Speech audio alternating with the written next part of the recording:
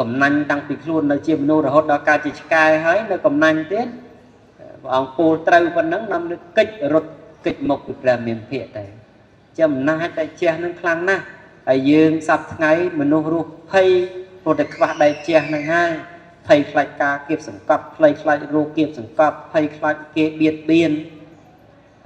ខ្លាចសត្រូវបៀតបៀនអីជាដើមហ្នឹងគឺថាព្រោះតែយើងខ្វះដៃជះអញ្ចឹងដែលយើងធ្វើបុណ្យក្នុងថ្ងៃនេះ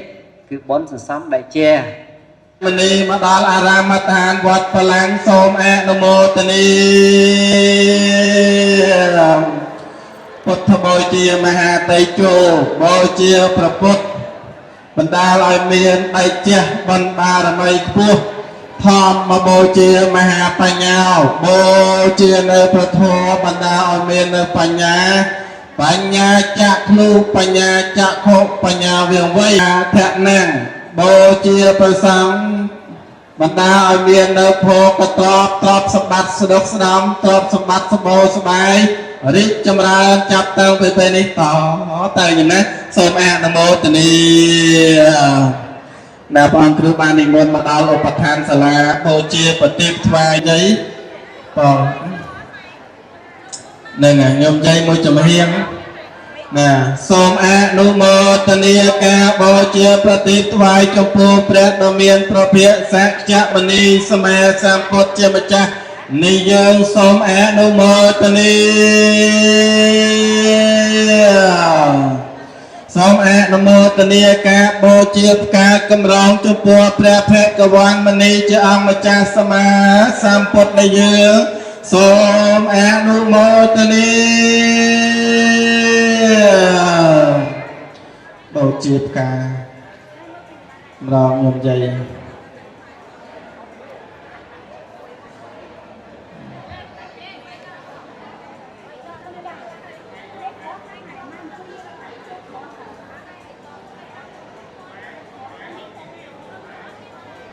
ណាសូមរតនីនៅមានបញ្ញាវាងវៃសូមអនុមោទនីណាសូមប្រគុណនិងអរគុណច្រើនណាសូមគ្រប់អញ្ជើញញោមណាព្រមញោមព្រមឯណាព្រមគេគុណណាសូមអនុមោទនីព្រះសធម្មជាស្កជ័យ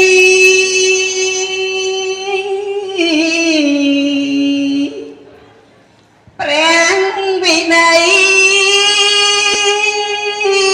ជារៀនធំ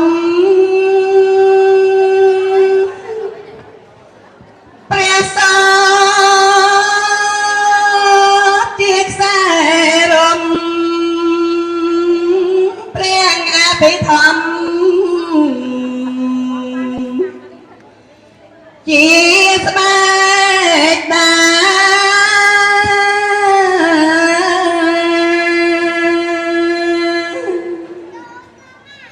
អរិយសច្ចជាអនុ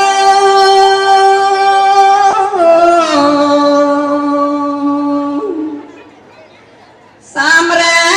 ប់ច្បាស់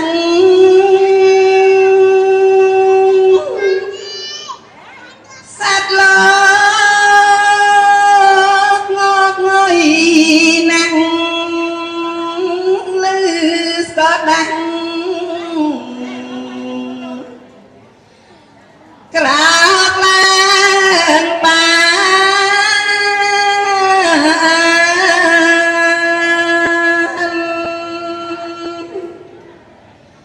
បរិស័ទ4ចំពុក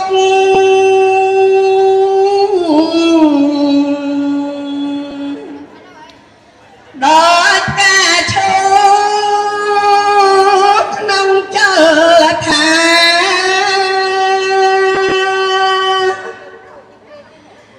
ខ្លាំង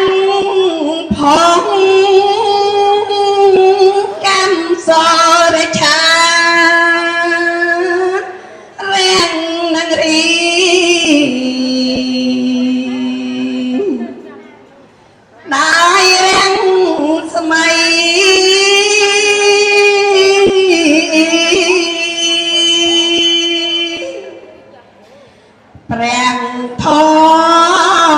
ជាសរសើ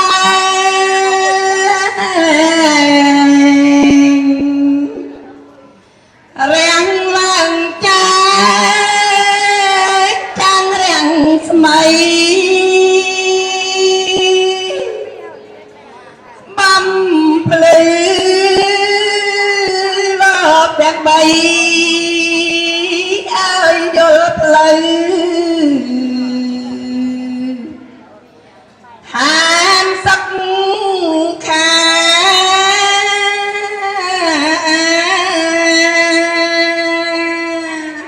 សូមអនុមោទនាអនុមោទនាត្រង់ក្រាបស្ដាប់នៅធម៌ទេសនាសូមអនុមោទនា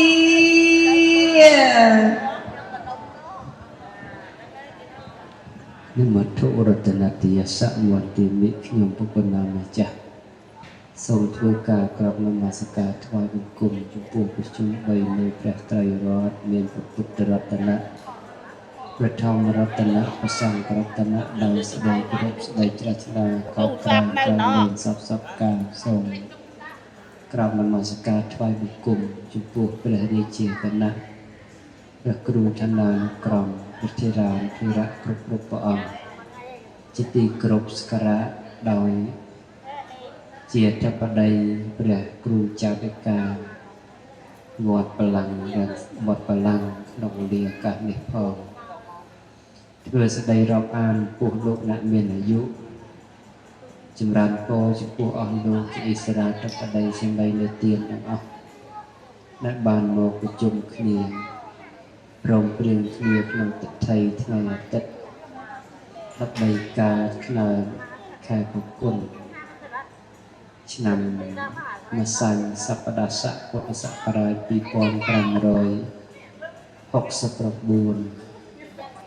ជាថ្ងៃដែល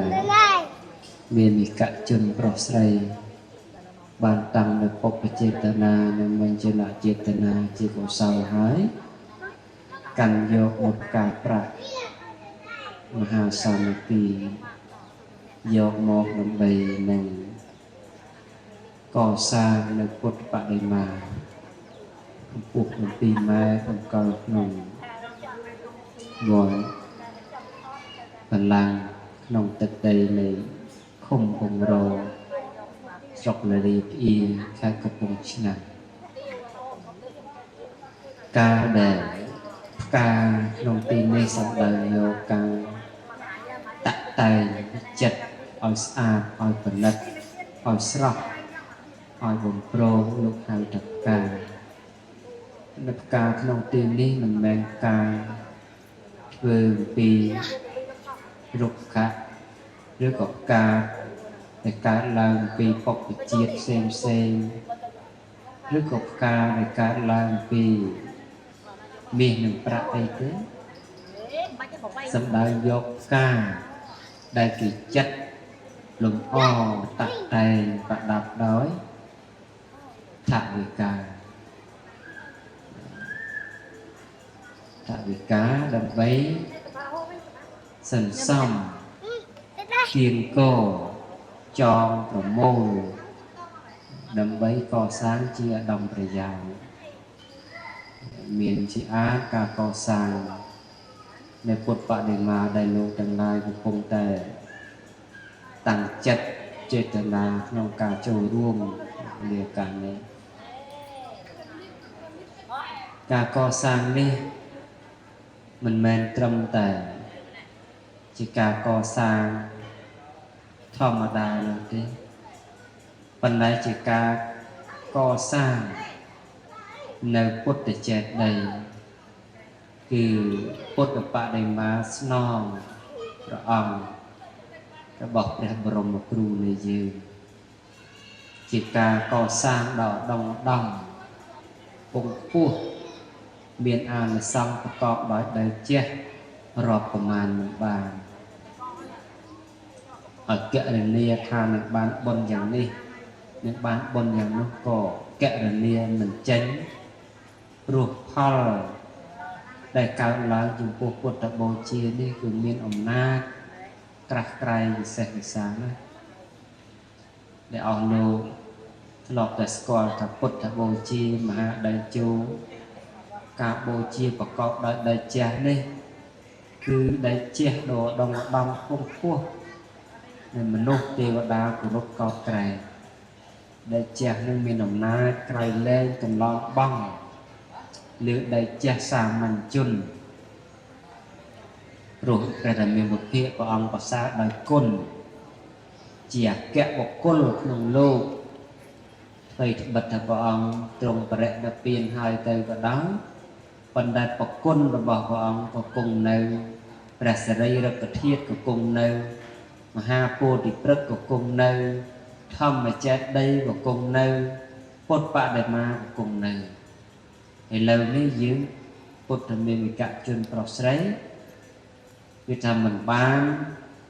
vừa luôn ở prasha cần lông việc bằng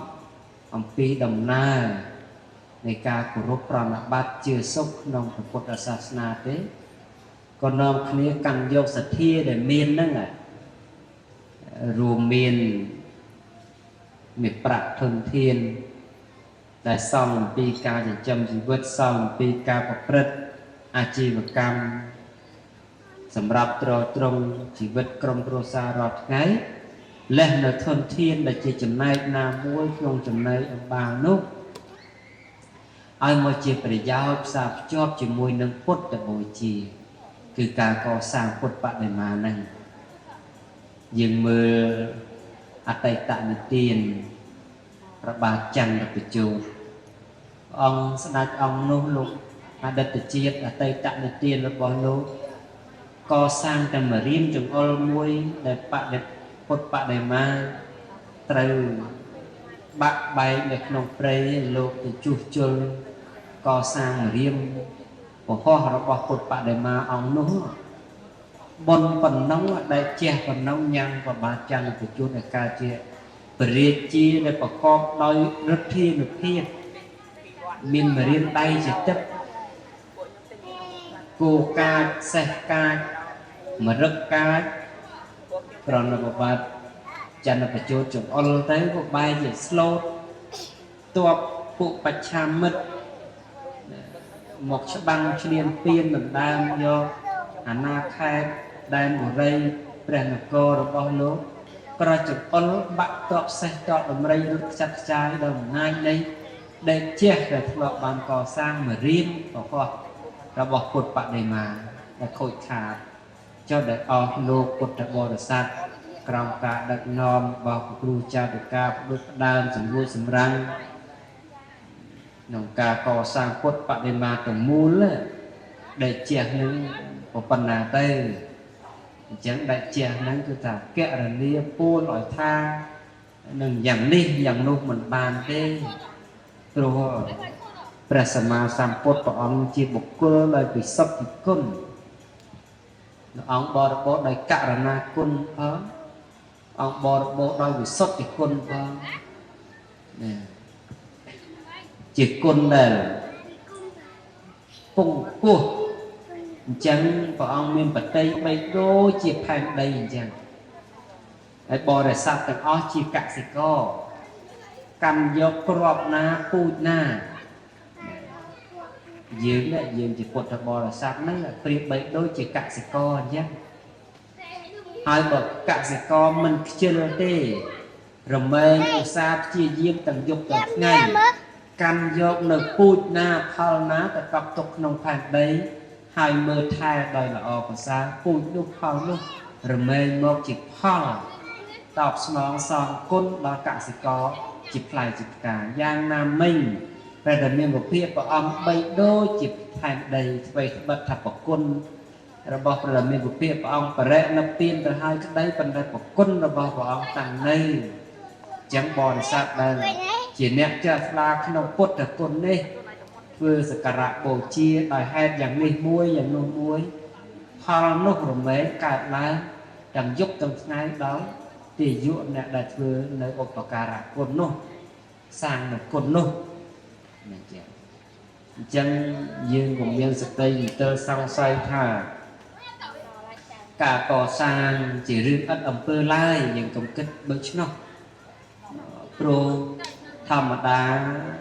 ផលរបស់វិវត្តដាក់នេះมันអាចរស់រាន់តាមចិត្តដោយសម្បត្តិរបស់ទេវតាទេសម្បត្តិរបស់មនុស្សយើងនេះគឺត្រូវការកសាងហេតុហើយរងចាំឱកាសគ្រប់គ្រាន់នឹងទទួលផលវេទិតី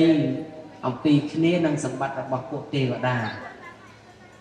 ពួកទេវតាគិតប្រាថ្នាយ៉ាងណាដែលអំណាចបុណ្យអាស្រ័យការសិក្សា ប្រដាប់តាក់តែងឲ្យកើតឡើងមនុស្សយើងក្នុងសម័យបច្ចុប្បន្ននេះស្ដើងដែលបុណ្យបន្តិចព្រោះស្ដេចចក្រពត្តិក៏មិនមានប្រកាសក្នុងលោកដើមកាប់ប្រព្រឹត្តក៏មិនមានប្រកាសក្នុងលោកអញ្ចឹងហើយធ្វើការប្រាថ្នាក្នុងរបរចិញ្ចឹមជីវិតអីគឺថាមិនងាយបានផលភ្លាមរស់រាន់តាមចិត្តអីទេបន្តតែយើងនៅមានបុណ្យខ្ពង់ខ្ពស់សាងមកពីអតីតមកហើយអានឹងទើបអាចសង្ឃឹមថាផលនោះជួយជំរុញឲ្យលឿនឆាប់នៅបើទៅតែសាងជាតិនេះទេគឺថាផលនោះវាងាយនឹងឲ្យផលនោះពិបាកបន្តិចប៉ុន្តែទោះយ៉ាងហ្នឹងក៏ដោយត្រូវតែនាំគ្នាសាងព្រោះថាខំប្រឹងសាងប៉ុណ្ណឹងផងនៅផលដែលតបស្នងដល់អស់លោកទៅវិញនៅយឺតយ៉ាវមិនទាន់ពេលវេលាចុះទៅតម្រាំទៅយើងមានសក្តីប្រមាទសក្តីធ្វេសប្រហែសដល់យប់មិនថ្ងៃទៀតអាហ្នឹងគឺថាមិនងាយនឹងឲ្យយើងបានសុខកាយសប្បាយចិត្តទេតែព្រោះសម្បត្តិមនុស្សនេះដែលបានសុខកាយសប្បាយចិត្តមកបានអាស្រ័យបុណ្យដែលសាងពីពុកពេលមកបើមិនមានបុណ្យដែលកសាងពីពុកពេលមកទេគឺថាសម្បត្តិជាមនុស្សនេះគឺ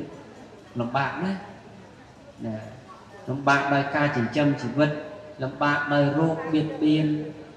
លំបាកដោយការប្រត់ប្រាស់ឬក៏ប្រាថ្នានៅវត្ថុជាទីស្រឡាញ់ពេញចិត្តណាហើយមិនបាននៅវត្ថុដែលជាទីស្រឡាញ់ពេញចិត្តនោះនេះជាការពិបាកចិត្តអញ្ចឹងហើយផលនៃពុទ្ធបូជានេះជាផលមានកម្លាំងក្នុងនាមពុទ្ធមានវិកជនទាំងអស់ដែលជាអ្នកគោរពជឿតាមក្នុងប្រសាសនានេះដែលសទ្ធាដែលព្រះរាមាភិព្រះអង្គសរសើរមុនគឺពោធិតថាសទ្ធាសទ្ធាជឿជាក់មុតមមក្នុងការត្រាស់ដឹងរបស់ព្រះសម្មាសម្ពុទ្ធជាព្រះបរមគ្រូជាព្រះបរមពុទ្ធោពុទ្ធង្គោលមណ្ឌលសារពេចដែលព្រះអង្គបានត្រាស់ដឹងនៅអនុត្តរសម្មាសម្ពោធិញ្ញាណយើងជឿជាក់ប្រកបក្នុងប្រគុណដូច្នោះអានឹងទៅជាសទ្ធាដែលពុទ្ធបរិស័ទមានដែលព្រះអង្គសរសើរថាជាសទ្ធាដ៏ប្រសើរហើយបើយើងជាពុទ្ធសាសនិកជនមិនជឿក្នុងប្រគុណរបស់ព្រះដ៏មានពភាកហើយមិនជឿលើការត្រាស់ដឹងរបស់ព្រះដ៏មានពភាកហើយគិតស្មានសង្ស័យអំពីការត្រាស់ដឹងរបស់ព្រះមានពភាកអំពីផលនៃការបូជារបស់ព្រះដ៏មានពភាកហើយនេះគឺថាយើងនេះមិនពេញជាពុទ្ធសាសនិកទេជាមនុស្សដែលនៅសង្ស័យដោយគុណក្នុងព្រះរតនត្រ័យអំណាចដែលខ្លាំងក្លាមានអំណាចកន្លងលើទេវានុភាពព្រហ្មលោកទេវលោកមានលោកគឺថាអំណាចកើតឡើងពីព្រះរតនត្រ័យដែលយើងក្នុងថ្ងៃនេះកំពុងតែកសាងគុណក្នុងព្រះរតនត្រ័យគឺថាកសាងនៅពុទ្ធបដិមាអានិសង្សក្រៃលែងណាជាទីពេញចិត្តនៃមនុស្សនិងទេវតាផងជាអ្នកមានដៃជះប្រកបដោយសេរីសួស្តីផងហើយមនុស្សយើងរស់នៅត្រូវមានសេរីសួស្តីបើកាលណាមិនមានសេរីសួស្តីទេគូសត្រូវនៃសេរីសួស្តីនោះគឺអពមង្គលអញ្ចឹងមនុស្សក្នុងចម្ពោះទ្វីបយើងនេះមានតែពីររឿងដែលត្រូវជួបទេគឺសេរីសួស្តីនិងអពមង្គលបើកាលណាមនុស្សមានបុណ្យសាងទុកហើយជាអ្នកមុតមមក្នុងគុណបត្រៃរតជាពិសេសមានព្រះពុទ្ធរតនៈជាទីពឹងទីរលឹកហើយរមែងជាអ្នកមាននៅសេរីសួស្តី โดยอนาถบัณฑิกะสิทธิยังដែលលក្ខណៈព្រាមសេរីលក្ខណៈព្រាមលោកជាអ្នកឆ្លៀសឆ្លាតក្នុងការទាយសេរីដឹងថាសេរីរបស់សក្ខីទៅនៅនឹងផ្លិតទៅនៅនឹងស្វេតឆ័ត្រទៅនៅនឹងមន់ទៅនៅនឹងប្រពន្ធជាយាមសុំសេរីពីសក្ខីសុំតាំងពីសេរីទុំនៅនឹងស្វេតឆ័ត្ររបស់សក្ខីនៅនឹងផ្លិតរបស់សក្ខីសេរីកិច្ចទៅនៅនឹងមន់គោកទៅសុំមន់គោកសេរីកិច្ចទៅនៅនឹងណែប្រខណ្ឌនឹងឈើច្រាប់ទៅសុំឈើច្រាប់សេរីរត់ទៅនៅនឹងភរិយារបស់សក្ខីបានព្រះមេភិព្រះអង្គប្រកាសសម្ដែងថាសេរីនៅជាមួយតែអ្នកមានបុណ្យទេអ្នកដែលមានបុណ្យសាងមកហើយទេហើយប៉ុន្តែបើអ្នកដែលមិនមានបុណ្យសាងមកហើយមានអីនៅជាមួយគឺមានអពមង្គលហើយយើងគ្រប់គ្នាសុទ្ធតែជាមនុស្សភ័យខ្លាចជាមួយអពមង្គលឡើយជឿចិនផងខ្មែរផងឲ្យតែគេថាធ្វើអីអស់អពមង្គលក៏ចេះតែនាំនៅធ្វើហើយព្រោះអីព្រោះតែជាមនុស្សភ័យខ្លាចជាមួយនឹងអពមង្គលប៉ុន្តែមែនតែនអពមង្គលនៅជាមួយយើងបាននោះត្រាតែយើងជាមនុស្សខ្សត់បុណ្យបើយើងជាមនុស្សមានបុណ្យសន្សំទុកហើយសេរីសួស្តីនឹងរមែងតាំងនៅអពមង្គលនឹងគឺមិនហ៊ានមកបៀតបៀនរុករៀនទន្ទ្រានរាងកាយយើងទេរឿងមែនរឿងសេរីសួស្តីជាមួយនឹងរឿងអពមង្គលនោះព្រះមេពុទ្ធព្រះអង្គសម្ដែងមិន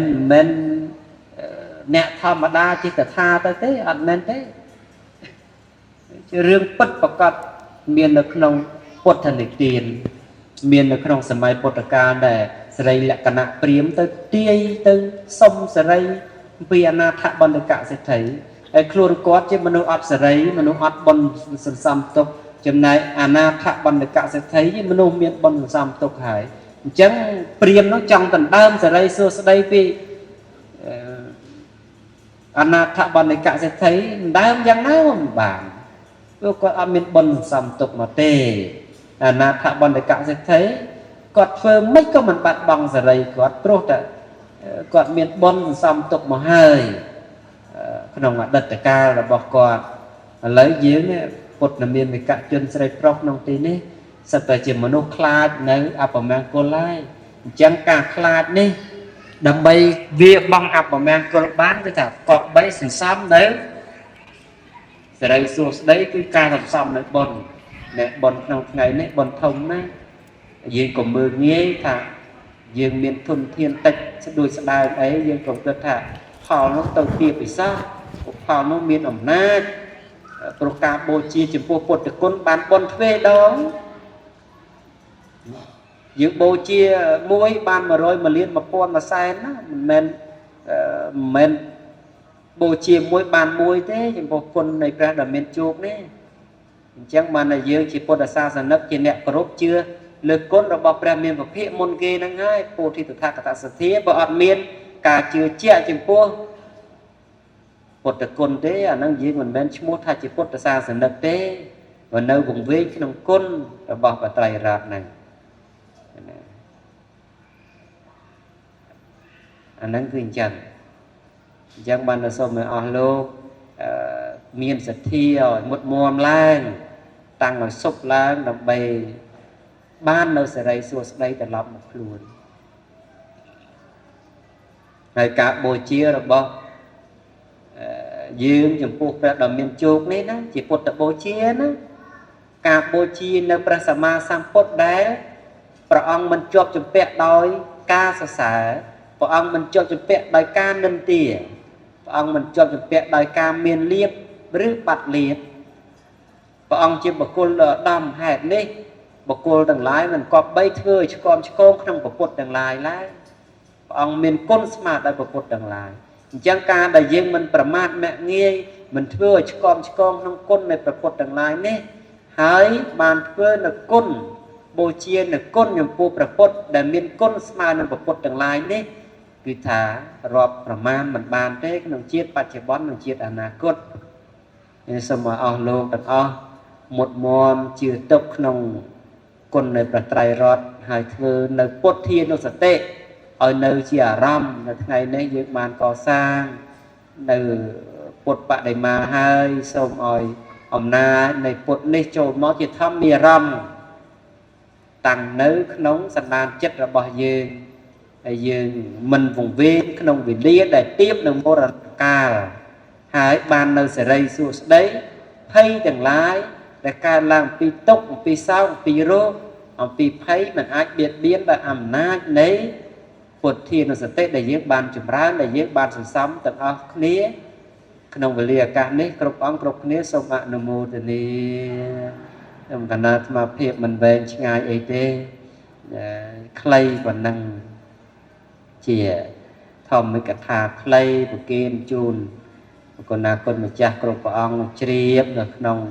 គុណនៃប្រតនត្រ័យដើម្បីបានជាទីពឹងដែលយើងសូត្ររាល់ថ្ងៃនេះណាថាពុទ្ធាំសរណង្កិច្ឆាមិខ្ញុំប្រកាសណាសូមដល់នៅព្រះពុទ្ធជាទីពឹងទីរលឹកណាយាវណ្ណពៀនហ្នឹងសរណង្កិច្ឆាមិអស់មួយជីវិតទៅទៀតរហូតដល់ព្រះនិព្វានអញ្ចឹងឥឡូវយើងបានកសាងនៅអ្វីនៅសារណដ្ឋានគឺពុទ្ធព្រះអង្គស្នងទូអង្គប្រដមេភិកអញ្ចឹងយើងជាអ្នកសូត្រដឹងនៅបត្រៃតនគមនឹងគឺសន្សំនៅពុទ្ធានុសតិហើយអំណាចនៃពុទ្ធានុសតិញ៉ាំងរូបឲ្យស្អាតញ៉ាំងដៃជះឲ្យចម្រើនអ្នកដែលមានដៃជះមែនតែនតែឆ្កែមិនហ៊ានព្រុសផងព្រោះអំណាចនៃដៃជះនោះគឺថាខ្លាំងក្លាណាស់ដោយព្រះដ៏មានពភាកជាដើមអីព្រះអង្គយាងទៅទីណាមានសំណោឯណាដែលហ៊ានព្រុសព្រះអង្គមានដែរអតីតជាតិសេដ្ឋីមួយធ្លាប់កើតជាឆ្កែខ្លាចព្រះអង្គមកដណ្ដើមទ្រព្យសម្បត្តិនោះក៏ព្រុសដេញរហូតដល់ព្រះអង្គមានពុទ្ធដីកាធម្មនាសទ្ធិណែឯងកំណាញ់តាំងពីខ្លួននៅជាមនុស្សរហូតដល់កើតជាឆ្កែហើយនៅកំណាញ់ទៀតព្រះអង្គពោលត្រូវប៉ុណ្ណឹងនាំលើកិច្ចរត់កិច្ចមកពីព្រះមានភិក្ខតែចំណាចតែជះនឹងខ្លាំងណាស់ហើយយើងសប្ថ្ងៃមនុស្សរស់ភ័យព្រោះតែខ្វះដៃជះនឹងហើយភ័យខ្លាចការគៀបសង្កត់ភ័យខ្លាចរោគគៀបសង្កត់ភ័យខ្លាចគេបៀតបៀនខ្លាចសត្រូវបៀតបៀនអីជាដើមហ្នឹងគឺថាព្រោះតែយើងខ្វះដៃជះអញ្ចឹងដែលយើងធ្វើបុណ្យក្នុងថ្ងៃនេះគឺបុណ្យសន្សំដៃជះណាសំដៃជះក្នុងបច្ចុប្បន្ននេះដើម្បីជាសេចក្តីសុខក្នុងបច្ចុប្បន្នផងក្នុងបរលោកផងដើម្បីជាសេចក្តីសុខផងដើម្បីជាសេចក្តីចម្រើនផងអស់កាលជាអង្វែងតរៀងទៅចឹងធម្មទេសនាមានប្រមាណប៉ុណ្ណេះសូមប្រមាលប្រមូលយកនៅកងការមហាកុសលដែលកើតឡើងពីពុព្វចេតនាមញ្ញនចេតនាអបរាប្រចេតនារបស់បងប្អូនប្រជាពុទ្ធបរិស័ទទាំងអស់ដែលជាជ្រះថ្លាក្នុងគុណប្រត្រៃរតន៍សូមអំណាចនៃធម្មទាននេះបានជាទីរក្សាការពារคุ้មគ្រងរបស់លោកទាំងឡាយឲ្យប្រកបដោយបញ្ញាយុះនិងសេរីសួស្តីបរិបូរណ៍ដោយយុះសម្បត្តិបរិបរសម្បត្តិភោគសម្បត្តិគ្រប់ប្រការអស់លោកប្រាថ្នានៅសម្បត្តិណានិងសេរីណានោះសូមឲ្យបានកុំបីឃ្លៀងឃ្លាតខ្លាចទៅជាបការៈដតីឡើយយ៉ាងធម្មទេសនាងទេសេសាមិវិធម្មវសេសទេសនាសម្ដែងដល់ខ្ញុំកណ្ណាអាត្មាភាពមានប្រមាណប៉ុណ្ណេះកសនមត្តចាប់តែប៉ុណ្ណេះឯងអេវ៉ាំង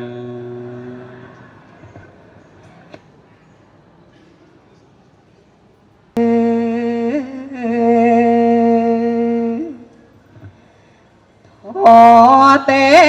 សនា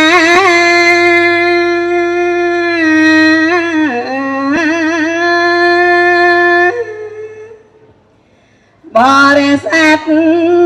ជ្រាំងថ្លា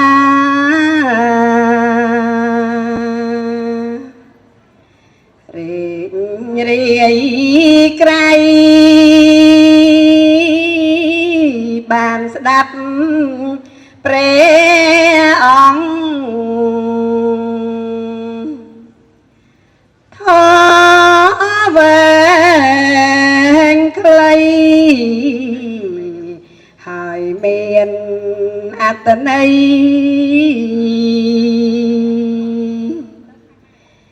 លំសាណាស់អង្គអើព្រះគុណព្រះកង្រណា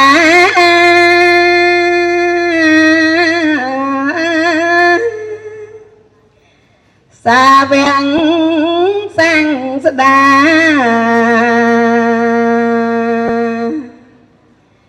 ដល់ប្រណិតពីរងសាច់ធល្អពីចិត្តបញ្ហាជីវិតរបស់សត្វខ្ញុំសូមខមាទោ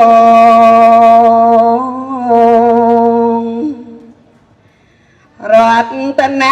ត្រ័យសូមអនុមោទនាសូមអនុមោទនាបុណ្យ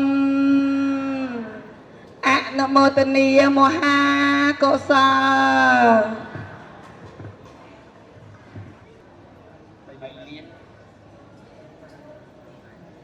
ណា